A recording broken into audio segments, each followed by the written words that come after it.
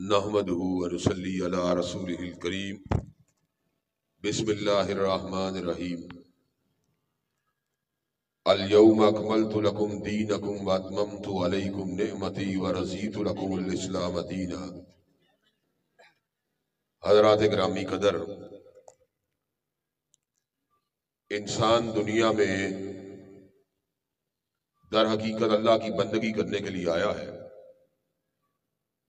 اللہ نے اعلان فرمایا وما خلقنا السماء والارض وما بینہما لاعبین لو اردنا ان نتخذ لہوا لاتخذناہ من لدنا ان کنا فاعلین۔ اللہ نے زمین و آسمان اور ان کے مابین جو کچھ بھی ہے اس کو کھیل تماشے کے لیے نہیں بنایا۔ اگر کھیل ہی کھیل نہ ہوتا تو یہ کام کسی اور طریقے سے بھی ہو سکتا تھا۔ اللہ نے کیوں بنایا وما خلقت الجن والانس الا لیعبدون، کہ انسان اور جنات کو بنانے کا مقصد یہ تھا کہ وہ اللہ کی بندگی کرے۔ حضرات گرامی قدر، کئی باتیں انسان کی جبلت کا حصہ ہیں اور کئی باتیں اس کی تربیت کا حصہ ہیں۔ کھانے کی طلب انسان کو بغیر سکھلائے بھی آ جاتی ہے، پیاس انسان کو بغیر بتلائے بھی لگ جاتی ہے۔ شریک زندگی کی تمنا ہر انسان میں وہبی طور پہ موجود ہوتی ہے، اس کے لیے کسی اکتساب کی کوئی ضرورت نہیں ہوتی۔ لیکن حضرات گرامی قدر، ایسے طرز زندگی کو اختیار کرنا جو اللہ تبارک و تعالیٰ کو مطلوب ہو، اس کے لیے انبیاء علیہ السلام کی رہنمائی کی ضرورت ہوتی ہے۔ اللہ تبارک و تعالیٰ نے انبیاء علیہ السلام کے وجودوں کے اوپر اپنی کتابوں کو نازل فرمایا، اپنی وحی کا نزول فرمایا، اور ان کی شخصیات کو کائنات کے لوگوں کے سامنے بطور رول ماڈل، بطور قائد، بطور ہادی، بطور رہنما مبعوث فرمایا۔ حضرات گرامی قدر، کائنات کی ہدایت کے لیے ہزاروں کی تعداد میں انبیاء آئے، اور آپ کو یہ بات میں بتلا دینا چاہتا ہوں کہ انسان سفید اور کالے رنگ کے درمیان اپنی آنکھوں سے فرق کر سکتا ہے، انسان سرخ اور اورنج کلر کے درمیان اپنی نگاہوں کے ساتھ تفریق کر سکتا ہے، انسان نیلے اور سبز رنگ کے درمیان اپنی آنکھوں کے ذریعے امتیاز کر سکتا ہے۔ لیکن آپ کو ایک بات بتلاؤں، انشاءاللہ اس سے آپ کو فائدہ پہنچے گا اور مجھے منطقی دور میں اپنی بات کو آگے بڑھانے کا موقع بھی حاصل ہوگا۔ کیا آپ نے کبھی گدھے کو دیکھا ہے؟ سب لوگوں نے دیکھا ہے۔ اسی طرح آپ نے گھوڑے کو بھی دیکھا ہوگا۔ گھوڑے اور گدھے کے درمیان کئی معاملات میں بڑی مماثلت پائی جاتی ہے۔ گھوڑا بھی سواری کا جانور ہے، گدھا بھی سواری کا جانور ہے۔ گھوڑا وہ بھی چارہ اور گھاس کھاتا ہے، گدھا بھی چارہ اور گھاس کھاتا ہے۔ گھوڑا وہ بھی لمبی مسافت تک آپ کو بغیر تھکاوٹ کے لے کے جاتا ہے، گدھا بھی لمبی مسافت کے اوپر آپ کو بغیر تھکاوٹ کے لے کے جاتا ہے۔ لیکن کیا بات ہے کہ گھوڑا حلال ہے، گدھا حرام ہے؟ کیا عقل انسانی اس بات کا فیصلہ کر سکتی ہے کہ گھوڑا حلال کیوں ہے اور گدھا حرام کیوں ہے؟ عقل انسانی میں سرخ اور زرد رنگ کے درمیان تفریق کرنے کی صلاحیت تو موجود ہے، لیکن عقل انسانی میں گھوڑے اور گدھے کے درمیان حلال و حرام کا امتیاز کرنے کی صلاحیت نہیں ہے۔ حضرات گرامی قدر، کیا بات ہے کہ نبیذ اللہ کے فضل و کرم سے حلال ہے اور شراب العیاذ باللہ حرام ہے۔ حضرات گرامی قدر، وہ کیا چیز ہے جو نبیذ کو حلال بناتی ہے، اور وہ کیا چیز ہے وہ جو شراب کو حرام بناتی ہے؟ حضرات گرامی قدر، فقط عقل انسانی سے اس کا تعین نہیں ہو سکتا۔ اس کے تعین کے لیے انسان کو نبوت کی رہنمائی کی ضرورت ہے۔ حضرات گرامی قدر، اسی طرح میں آپ کو یہ بات بھی سمجھا دینا چاہتا ہوں اور یہ بات بھی بتلا دینا چاہتا ہوں، کیا وجہ ہے کہ کتے کا پیشاب یا کتے کا لعاب انسان کے وجود کو لگ جائے انسان میں نجاست اور ناپاکی پیدا ہوتی ہے، اس کے مد مقابل بکری ہو، گائے ہو، اس کے مد مقابل اونٹ ہو، ان کی لید، ان کا گوبر یا ان کا پیشاب انسان کے وجود کے اوپر گر جائے، انسان کے اندر نجاست پیدا نہیں ہوتی؟ کیا عقل انسانی اس بات کا تعین کر سکتی ہے؟ حضرات گرامی کے اندر عقل میں یہ جوہر یا صلاحیت موجود ہی نہیں ہے کہ وہ اس چیز کا تعین کر سکے کہ گھوڑے کی لید ہو یا اونٹ کا پیشاب ہو یا گائے کا پیشاب ہو، اس کے گر جانے سے انسان کے کپڑے پلید نہیں ہوتے۔ اس مسئلے کو جانچنے کے لیے انسان کو نبوت کی رہنمائی کی ضرورت ہے۔ حضرات گرامی اگر آپ اس بات کے اوپر غور کیجئے، ایک شادی کا کرنا حلال ہے، 2 شادیوں کا کرنا حلال ہے، 3 شادیوں کا کرنا حلال ہے، 4 شادی کا کرنا حلال ہے۔ جب 5ویں شادی کو کرنے کی کوشش کرے گا، 5ویں شادی کا کرنا حرام ہے۔ کیا عقل انسانی میں یہ صلاحیت موجود ہے وہ اس بات کا تعین کر سکے کہ 4 شادیاں کرنا حلال ہے تو 5ویں حرام کیوں ہے؟ انسان کی عقل میں یہ صلاحیت موجود نہیں ہے کہ 5ویں شادی کی حرمت کا فیصلہ کر سکے۔ اس حرمت اور حلت کا تعین کرنے کے لیے عقل نبوت کی ضرورت ہے۔ حضرات گرامی قدر، آپ مزید غور کیجئے، آپ کو اللہ تعالیٰ کے فضل و کرم سے باتیں جو ہیں وہ سمجھ آتی جائیں گی اور آپ کو یہ بات تسلیم کرنا پڑے گی اور آپ اس بات کے اوپر مجبور ہو جائیں گے کہ حضرات گرامی قدر، انسان کی عقل جو ہے وہ ظاہری اعتبار سے تو دائیں اور بائیں جو ہے اپنے معاملات کا تجزیہ کر سکتی ہے، لیکن ایک اسٹیج ایسی آتی ہے جہاں پر یہ بات کو ایڈمٹ کرنا پڑتا ہے، جہاں پر اس بات کا اعتراف کرنا پڑتا ہے کہ جس طرح جانوروں کی عقل انسانی کا مقابلہ نہیں کر سکتی، اس طرح انسانوں کی عقل نبوت کا مقابلہ نہیں کر سکتی۔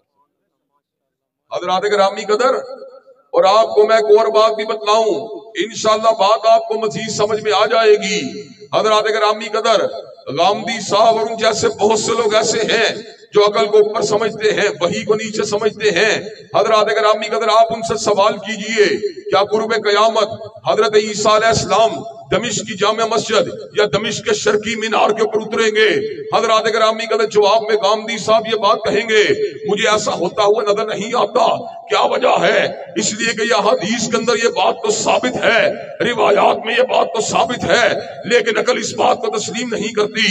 حضرات گرامی قدر، حدیث مصطفیٰ کو عقل کے نیچے رکھا، حدیث کو نیچے رکھا، عقل کو اوپر رکھا۔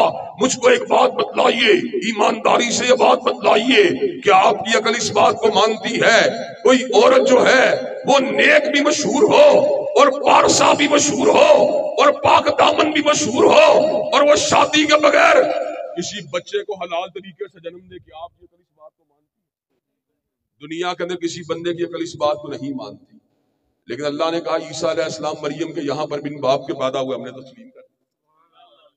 اس کا مطلب یہ ہے جب اللہ تعالیٰ کی بات آتی ہے عقل نیچے ہو جاتی ہے، رب کی بات اوپر ہو جاتی ہے۔ اگر ہم نے رب قدیر کی بات کو اس لیے تسلیم کیا کہ وہ رب کی بات ہے، ہم نے عقل کو نیچے رکھا، رب قدیر کی بات کو اوپر رکھا۔ جس طرح عقل انسانی اللہ کی نازل کردہ وحی کا مقابلہ نہیں کر سکتی، اسی طرح ہمارا یہ بھی یقین ہے سیدنا عیسیٰ شرقی مینار کو اتریں گے۔ اس لیے کہ جس طرح اللہ تبارک و تعالیٰ کے کلام کا مقابلہ عقل انسانی نہیں کر سکتی، اسی طرح حضرت رسول اللہ کے فرمان کا مقابلہ بھی عقل انسانی نہیں کر سکتی۔ حضرات گرامی کا اگر انسان ہر دور کے اندر کتاب و سنت یا ہر دور کے اندر اللہ کی وحی اور انبیاء علیہ السلام کی ہدایت کا محتاج ہے، اور حضرات گرامی کا اگر آپ کو یہ بات بھی بتلا دوں، جس طرح اللہ تبارک و تعالیٰ کی وحی سے انحراف نہیں کیا جا سکتا، اسی طرح انبیاء کی قضا سے انحراف نہیں کیا جا سکتا۔ جو بندہ اس بات کا عقیدہ رکھتا ہے اللہ کی وحی تو مانوں گا لیکن نبی کی قضا نہیں کروں گا، وہ پتہ کیا کہتا ہے؟ وہ نبی کو ڈاکیا تو مانتا ہے، قائد نہیں مانتا۔ وہ نبی کو پوسٹ مین تو مانتا ہے لیکن رول ماڈل نہیں مانتا۔ پوسٹ مین کا کام ہوتا ہے ڈاک کو متعلقہ پوسٹ آفس تک پہنچا دینا یا متعلقہ بندے تک پہنچا دینا، جبکہ رول ماڈل کا کام یہ ہوتا ہے کہ اس پوسٹ کے اوپر عمل کر کے بتلا دینا اور یہ بات کائنات کے لوگوں کو سمجھا دینا کہ جو پوسٹ میں بات آئی ہے اس کے اوپر جزا تب ملے گی، اجر تب ملے گا جب اس کے اوپر ویسے عمل کرو گے جیسے میں نے عمل کیا اس لیے ہم اللہ کے رسولوں کو پوسٹ مین نہیں مانتے بلکہ قائد اور رہنما مانتے ہیں۔ حضرات گرامی قدر، یہ جو منکرین سنت ہوتے ہیں، جو منکرین حدیث ہوتے ہیں، جو اپنے آپ کو قرآن یا اپنے آپ کو قرآن کی نسبت سے اہل قرآن کہتے ہیں، حالانکہ منکرین قرآن بھی ہوتے ہیں، حضرات گرامی قدر در حقیقت یہ نبوت کے منصب کو نہیں پہچانتے، در حقیقت یہ نبوت کی حقیقت کو نہیں پہچانتے۔ اور نبی کی حقیقت کیا ہے حضرات گرامی قدر؟ اللہ تبارک و تعالیٰ کا علم آفاقی ہے، اللہ کا علم قدیم ہے، اللہ کا علم یقینی ہے، اللہ کا علم قطعی ہے۔ خود اللہ نے کیا کہا؟ لا یذل ربی ولا ینسا، نہ تمہارا رب کبھی بھولا ہے نہ کبھی گمراہ ہوا ہے۔ اور رسولوں کا علم پتہ کیا ہے؟ وما ینطق عن الہوی ان هو الا وحی یوحی، رسولوں نے بھی علم کو حاصل کیا اور چشمہ صافی سے حاصل کیا، رسولوں نے علم کو حاصل کیا، علیم سے حاصل کیا یا علام سے حاصل کیا یا سمیع سے حاصل کیا یا بصیر سے حاصل کیا۔ حضرات گرامی قدر، اللہ نے رسولوں کو یہ مقام بلند عطا کیا کہ ان کو دنیاوی معلمین کی جو ہے ضرورت سے بے نیاز کر دیا، دنیاوی حکماء کی ان کی حکمت سے ان کو آزاد کر دیا۔ وما كنت تتلو من قبله من كتاب ولا تخطه بيمينك اذا لارتاب المبطلون بل هو آيات بينات في صدور الذين اوتوا العلم۔ حضرت رسول اللہ نے علم کو حاصل کیا، نہ کالج سے حاصل کیا، نہ یونیورسٹی سے حاصل کیا، نہ مکتب سے حاصل کیا، نہ مدرسے سے حاصل کیا۔ حضرت رسول اللہ نے علم کو حاصل کیا، علی کل شیء قدیر سے حاصل کیا، فعال لما یرید سے حاصل کیا، سریع الحساب سے حاصل کیا، شدید العقاب سے حاصل کیا، اول سے حاصل کیا، آخر سے حاصل کیا، ظاہر سے حاصل کیا، باطن سے حاصل کیا۔ میرے رب کا علم بھی غلطی سے پاک ہے، حضرت رسول اللہ کا علم بھی غلطی سے پاک ہے۔ حضرات گرامی قدر، چنانچہ یہ بات بدیہی ہے، اور یہ بات جو اللہ تعالیٰ کے فضل و کرم سے اہل سنہ اور بالخصوص اہل حدیث کے عقیدے کا حصہ ہے کہ کائنات میں ہر شخص جو ہوتا ہے اس کی بات کا اپنا اپنا مقام ہوتا ہے۔ یہ بات تو ایک عام فہم ہے، بالکل عمومی بات ہے۔ کاتب کی بات کتابت ہوتی ہے، حدیب کی بات خطابت ہوتی ہے، شاعر کی بات شاعری ہوتی ہے، نثر نگار کی بات نثر ہوتی ہے، نکتہ داں کی بات نکتہ ہوتی ہے، ادیب کی بات ادب ہوتی ہے۔ لیکن کائنات میں ایک ہی مقام ایسا ہے جس کی شان و عظمت یہ ہے کہ ہر لفظ شریعت بنیا جب نبی نے زبان ہلائی۔ یہ مقام اگر حاصل ہے تنہا مصطفیٰ کو حاصل ہے۔ من یطیع الرسول فقد اطاع اللہ، جس نے حضور اقدس کی بات کو ماننا ہے اس سے فقط آپ کی بات کو نہیں ماننا بلکہ پروردگار عالم کی بات کو ماننا ہے۔ حضرات گرامی قدر، یہی وجہ ہے کہ اہل الحدیث کا یہ عقیدہ بالکل واضح ہے کہ کائنات میں جتنا مرضی بڑا عالم ہو، کائنات میں جتنا مرضی بڑا علامہ ہو، کائنات میں جتنا مرضی بڑا فہامہ ہو، کائنات میں جتنا بڑا مرضی مجتہد ہو، کائنات میں جتنا مرضی بڑا پیشوا ہو، کائنات میں جتنا مرضی بڑا رہنما ہو، دلیل کے ساتھ اس کی بات کا ساتھ جو ہے اختلاف کیا جا سکتا ہے۔ اس لیے کہ اہل الحدیث جو ہیں وہ کسی بھی بڑے سے بڑے عالم کی بات کو اپنی ذاتی حیثیت میں دلیل نہیں مانتے۔ اہل الحدیث کا عقیدہ یہ ہے سیدنا ابو حنیفہ ہوں تب بھی، سیدنا امام مالک ہوں تب بھی، سیدنا امام شافعی ہوں تب بھی، سیدنا احمد ابن حنبل ہوں تب بھی، سیدنا ابن تیمیہ ہوں تب بھی، سیدنا ابن قیم ہوں تب بھی دلیل کے ساتھ اختلاف ہو۔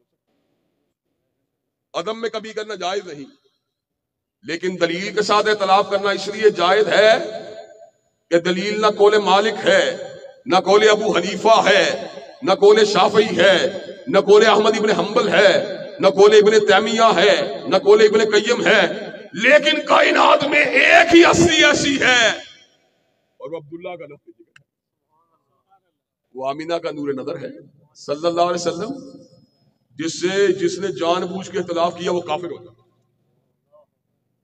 اور جس نے غلط فہمی کی بنیاد پہ یا تساہل کے ساتھ یا غفلت کے ساتھ اختلاف کیا فاسق و فاجر ہو جاتا ہے۔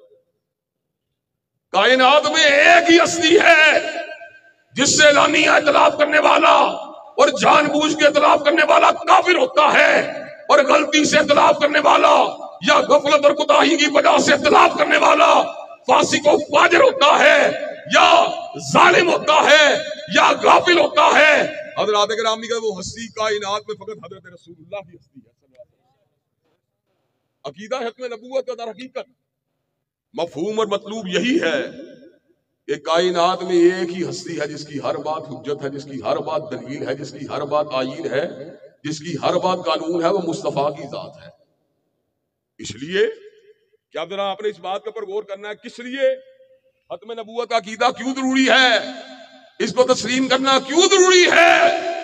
حضرات گرامی قدر حضرت رسول اللہ صلی اللہ علیہ وسلم ممبر مبارک کے اوپر جلوہ افروز ہوتے خطبہ دیا کرتے تھے. کیا کہتے تھے؟ الا ان خیر الحدیث کتاب اللہ،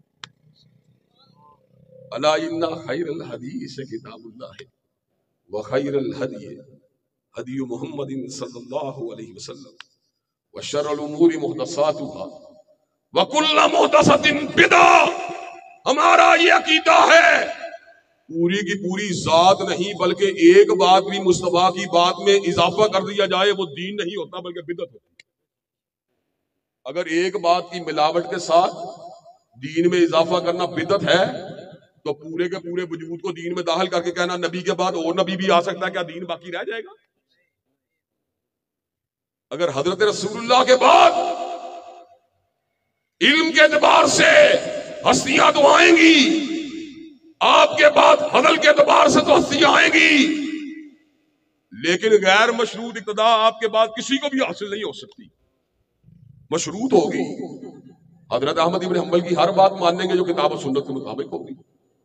حضرت امام ابو حنیفہ رحمۃ اللہ علیہ کی ہر بات مانیں گے جو کتاب و سنت کے مطابق ہوگی. حضرت احمد ابن حنبل کی ہر بات مانیں گے جو کتاب و سنت کے مطابق ہوگی. علماء احناف کی ہر بات مانیں گے، امام محمد کی مانیں گے، قاضی ابو یوسف کی مانیں گے. ہم ہر بندے کی بات کو مانیں گے جو کتاب و سنت کے مطابق ہوگی. اور کتاب و سنت کے مطابق شہید ملت کی بات بھی نہیں ہوگی، نہیں مانیں گے. کتاب و سنت کے مطابق حضرت حبیب الرحمان کی بات بھی نہیں ہوگی، نہیں مانیں گے. کتاب و سنت کے مطابق حضرت شیخ الکل سید نذیر حسین محدث دہلوی کی بات بھی ہوگی، نہیں مانیں گے. کتاب و سنت کے مطابق حضرت حافظ محمد گوندلوی کی بات بھی نہیں ہوگی. شیخ الحدیث و تفسیر حضرت حافظ الحدیث حضرت حافظ محمد گوندلوی کی بات بھی جس مقام کے اوپر کتاب و سنت کے مطابق نہیں ہوگی اس بات کو نہیں مانیں گے. اگر ہم کسی بندے کی ایک بات کو جب وہ کتاب و سنت کے مطابق نہ ہو نہیں مانتے تو کیا ہم حضرت رسول اللہ کے ہوتے ہوئے کسی نئے نبی کو مان سکتے ہیں؟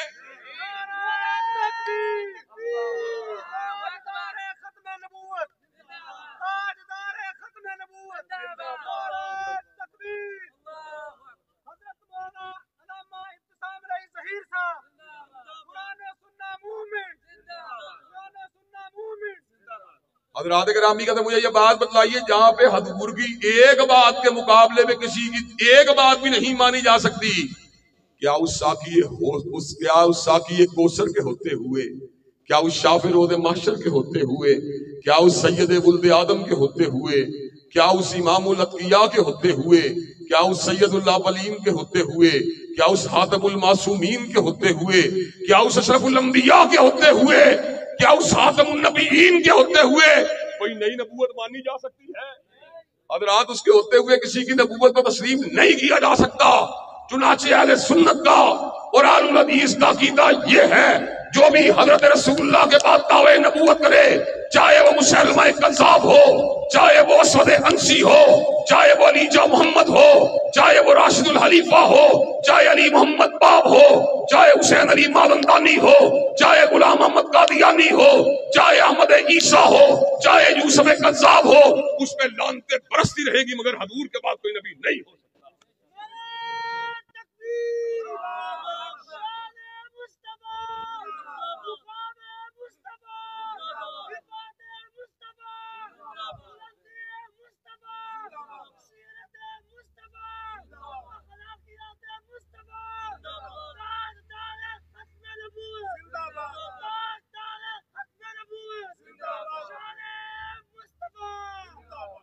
حضرات گرامی قدر اللہ نے قرآن میں اس بات کا اعلان کیا حضرت موسیٰ کا ذکر کرنے کے بعد جب حضور کے ذکر کی باری اللہ نے پناہ کا کہا یجدونہ مکتوبا عندہم فی التوراۃ والانجیل، کہ حضرت رسول اللہ کا ذکر تورات کے اندر بھی موجود ہے، انجیل کے اندر بھی موجود ہے، صاحب کا کتابوں کے اندر بھی موجود ہے.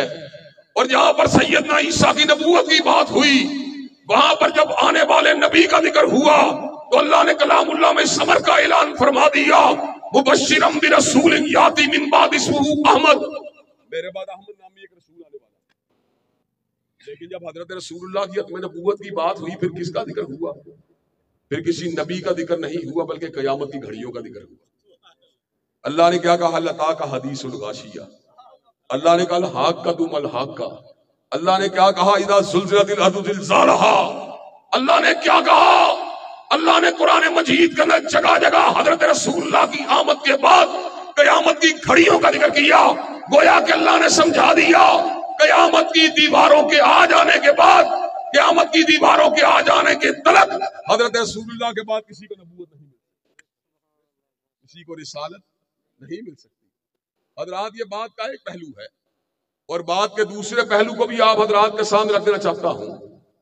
حضرت رسول اللہ کی ذات حجت ہے، حضرت رسول اللہ کی بات ذات دلیل ہے.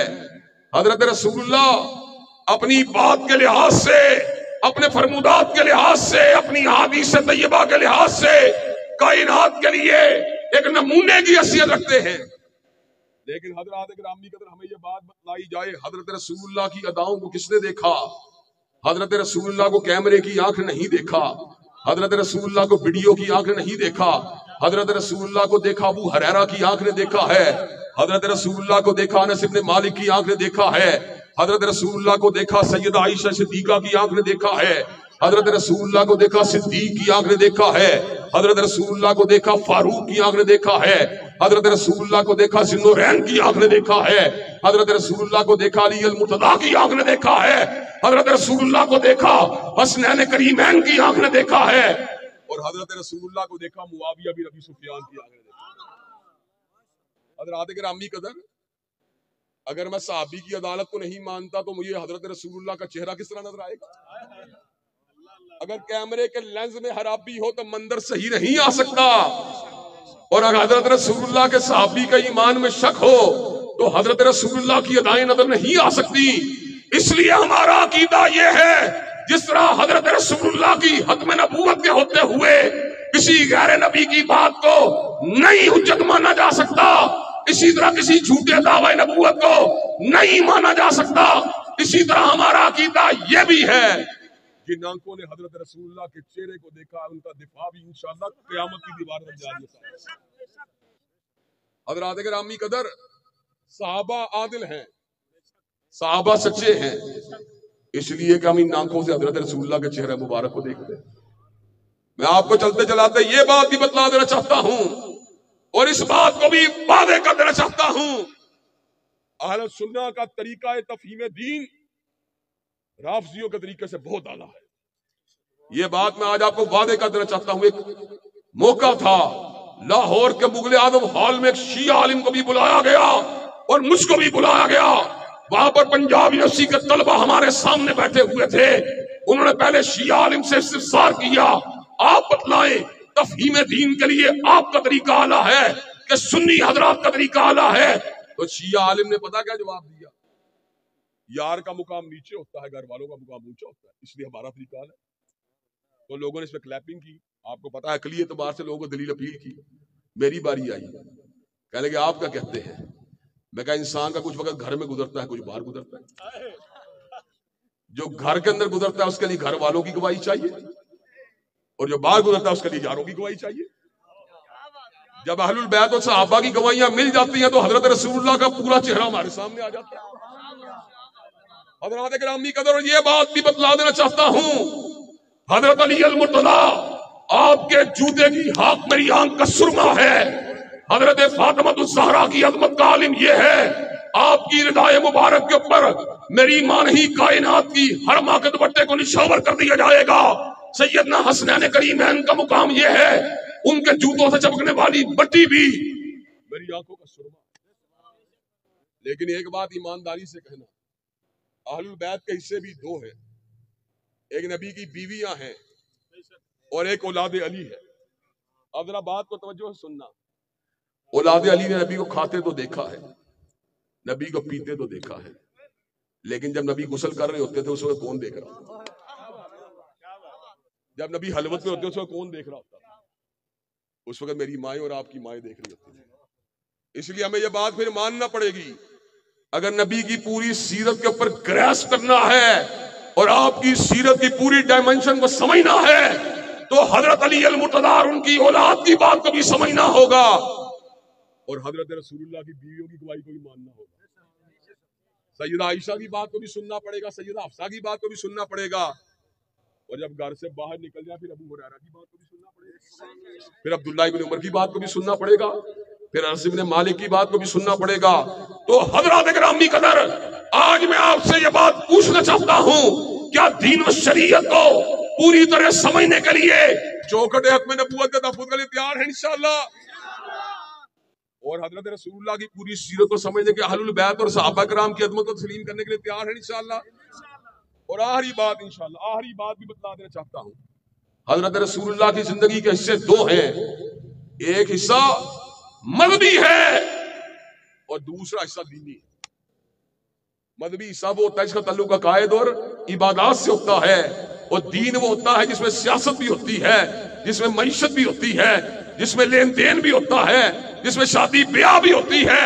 آج کل مسئلہ یہاں پہ آتا ہے، ہم حضرت رسول اللہ کو پیغمبر کو مانتے ہیں لیکن مذہبی معاملات ان کی بات کرتے ہیں، دنیا اور دین کے معاملات ان کی بات کو ہم اس وقت فراموش معاذ اللہ کرنے کے پر آمادہ ہو جاتے ہیں۔ حضرات گرامی قدر، قرآن و سنہ موومنٹ کا یہ ترہ امتیاز ہے، جہاں پر ہم حضرت رسول اللہ کی نماز کی بات کرتے ہیں، جہاں پر آپ کی زکوٰۃ کی بات کرتے ہیں، جہاں پر آپ کے امامہ مبارک کی بات کرتے ہیں، جہاں پر آپ کی ردائے مطہر کی بات کرتے ہیں، جہاں پر آپ کے عطا کردہ حجاب و نقاب کی بات کرتے ہیں، وہاں پر حضرت رسول اللہ کے پرے پنچایت اور اسمبلیوں میں بھی آپ کی امامت کی بات کرتے ہیں۔ حضرات گرامی قدر، کئی لوگ ایسے ہیں جو کہتے ہیں ہم حضرت امام ابو حنیفہ رحمۃ اللہ علیہ کی تقلید تو نہیں کریں گے لیکن حضرت رسول اللہ کی بات کو مانیں گے، لیکن پوچھا اس سیاست میں وہ میاں صاحب کو اپنا امام مانتے ہیں یا خان صاحب کو اپنا امام مانتے ہیں؟ حضرات، قرآن و سنہ موومنٹ کی نگاہ نہ ووٹوں پہ ہوتی ہے، نہ برادریوں پہ ہوتی ہے، نہ پارٹیوں پہ ہوتی ہے، نظر ہماری ہوتی ہے تو کائنات کے امام کی امامت کبریٰ پہ ہوتی ہے، حضرت رسول اللہ کی امامت عظمیٰ پہ ہوتی ہے۔ اور آج میں آپ کے سامنے یہ بات کر دینا چاہتا ہوں، اور انشاءاللہ دیشان بھائی جب اگلی باری آئے تو یہاں ایک عظیم اجتماع ہونا چاہیے۔ اللہ کے فضل و کرم سے میں یہ بات بتلا دینا چاہتا ہوں، ہم تیار ہیں اس ملک کے اندر بغیر گولی کو چلائے ہوئے، بغیر لاٹھی کو چلائے ہوئے، بغیر پتھر مارے انشاءاللہ نہ میاں صاحب کی امامت کو مانیں گے نہ خان صاحب کی امامت کو مانیں گے، بلکہ بیلٹ کے ذریعے، دستور کے ذریعے، دلیل کے ذریعے انشاءاللہ حضرت رسول اللہ کی امامت کو اس ملک میں منوا کے چھوڑیں گے۔ قائد ملت قدم بڑھاؤ، بلوات بلند کر کے قائد ملت قدم بڑھاؤ، قائد ملت قدم بڑھاؤ، قائد ملت قدم بڑھاؤ۔ علامہ صاحب آپ کا ایک اشارہ، علامہ صاحب آپ کا ایک اشارہ، نعرہ تکبیر، شان صحابہ، عظمت صحابہ، عبادت صحابہ، شہید ملت علامہ صلی اللہ علیہ وسلم۔ حضرات گرامی قدر، حتم نبوت کے ڈنکے بجانے کے لیے تیار ہیں انشاءاللہ، دفاع صحابہ کی جنگ لڑنے کے لیے تیار ہیں انشاءاللہ، اور ملک میں نفاذ اسلام کے لیے سوری جدوجہد کرنے کے لیے تیار ہیں انشاءاللہ۔ انشاءاللہ اب ٹوٹ گرے گی زنجیریں اور زندانوں کی خیر نہیں، یہ دریا جھوم کے اٹھتے ہیں تنکوں سے نہ ڈالے جائیں گے۔ وآخر دعوانا الحمدللہ رب العالمین۔